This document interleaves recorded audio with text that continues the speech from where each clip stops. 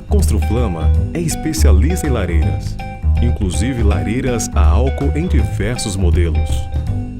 Estas decoram e aquecem o ambiente do arquiteto Francisco Lopes na Casa Cor. Bonitas e práticas, dispensam chaminés, são fáceis de instalar e usar. Seguindo o padrão europeu e americano, funcionam com álcool de cereais e também de cana. O abastecimento deve ser feito sempre com a lareira fria. Caso respingue álcool fora do recipiente, enxugue antes de acender. E nunca encha totalmente o compartimento.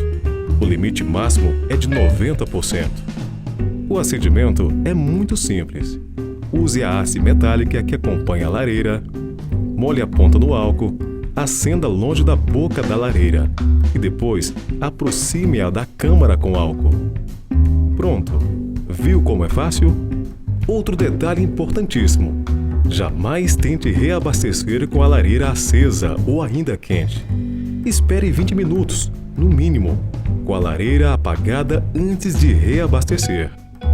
Se desejar apagar, basta fechar a tampa usando a mesma haste metálica. Lareiras Construflama. A arte e o prazer do fogo também há álcool.